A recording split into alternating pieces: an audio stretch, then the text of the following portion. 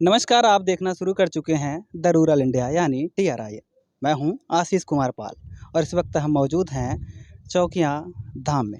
जी हां, चौकियां धाम के बिल्कुल पास में एक हनुमत कथा का आयोजन किया गया है, जिसमें बड़े बड़े संत महात्माओं का नाम शामिल है। जगत गुरु रामभद्राचार्य और उनके ही एक शिष्य हैं और पूरे देश ही नहीं पूरी दुनिया में अभी मौजूदा वक्त में उनके नाम की चर्चा है। नाम है धीरेंद्र कृष्ण शास्त्री यानी बाबा बागेश्वर।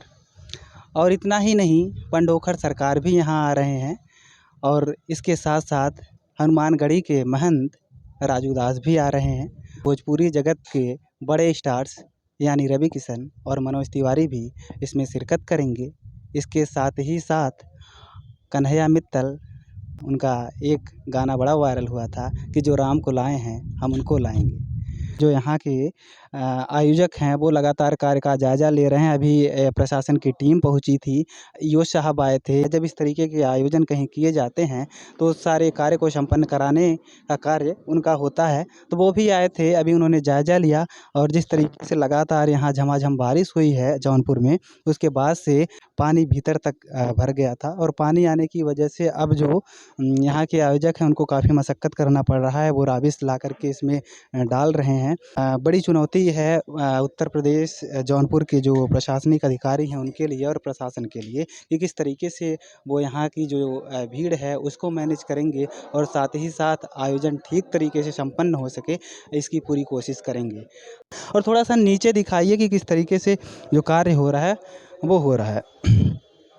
और आगे अगर आप देखेंगे कि जो बारिश हुई है, बारिश लगातार होने की वजह से पूरी तरीके से यहाँ पर कीचड़ हो चुका है। यानी कि जब पानी रुकता है तो इस तरीके के गड्ढे और कीचड़ हो जाते हैं। लेकिन परसों ही 3 बजे से कथा शुरू होना है। लेकिन स्टेज वहाँ पर बनाए जा रहे हैं। स्टेज के लिए जो बड़े बड़े मेज होते हैं वो भी लग चुके हैं और पूरी तरीके से पंडाल जो है वो वाटरप्रूफ है। आप देख सकते हैं कि अगर अब बारिश होगी तो बारिश की एक बूंद भी इसके अंदर नहीं आ सकती। आप देख सकते हैं कि इस तरीके से लोग कार्य कर रहे हैं। नगर पालिका के जो कर्मचारी हैं वो यहाँ पर लगे हुए हैं। प्रशासन पूरी तरीके से मुस्तैद है और वो पूरी मदद कर रही है।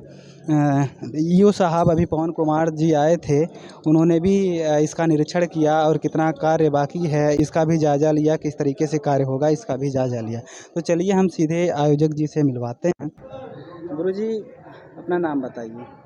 आनंद त्रिपाठी, मुख्य पुजारी शीतला धाम। आप सभी जो भी हमारे पत्रकार बंधु बैठे हुए हैं, आप लोगों का हार्दिक स्वागत अभिनंदन माँ के धाम में है। तो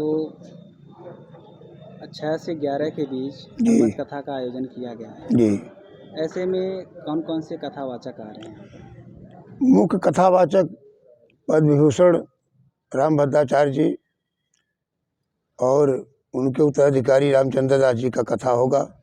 पंडोखर सरकार का भी कथा है।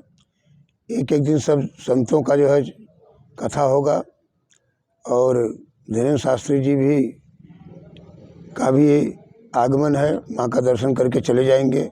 उनका कोई दिव्य दरबार या कोई कार्यक्रम इस तरह से नहीं है और बड़े बड़े संतों का आगमन हो रहा है।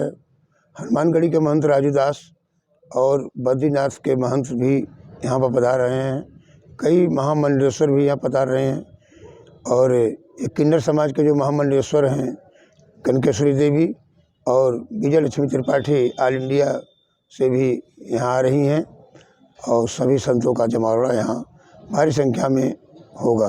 प्रशासन, अभी आप कह रहे थे कि प्रशासन जो है वो तो लगी हुई है, लेकिन नगर पालिका ने अपने कार्य को थोड़ा सा अधूरा छोड़ दिया है क्योंकि साफ सफाई का जो कार्य था उसको नगर पालिका ने किया नहीं है। देखिए, ये शक्तिपीठ शीतला दरबार जो है देख रहे हैं, ये आस्था और विश्वास केंद्र पूर्वांचल पूर्व उत्तर प्रदेश में बना हुआ है और जैसा कि आप जानते हैं कि लाखों की संख्या में प्रतिदिन दर्शनार्थी यहाँ दर्शन पूजन करते हैं, कढ़ाई पूजा चढ़ाते हैं माँ के दरबार में। यहाँ दर्शन करने के बाद ही विंध्याचल जाते हैं और ये नगर पालिका के अंतर्गत है यह धाम और चौतरफा जो है यहाँ पर सफाई होती है, सफाई हो रही है, लेकिन समय से जो सफाई होना चाहिए वो नहीं हो पाया। जो है समय बहुत कम बचा हुआ है, चतुर्थी गंदगी फैली हुई है।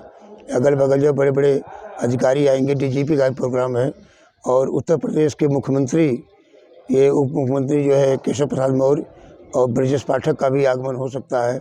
कई केंद्रीय मंत्रियों का भी आगमन है और मनोज तिवारी और ये रवि किशन और अरुण गोविल जो रामायण में राम की भूमिका निभाए हुए हैं, उनका भी आगमन है। कई जो है भजन गाने वाले लोगों का भी आगमन होगा।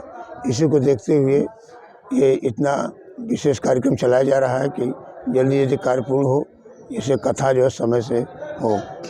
कलश यात्रा के बाद से यह कथा वाचन शुरू होगा। कलश यात्रा 6 को सुबह 9 बजे है और 3 बजे से 6 बजे तक कथा है और उसके बाद जो है जो देवी गीत गाने वाले हैं उनका कार्यक्रम होगा।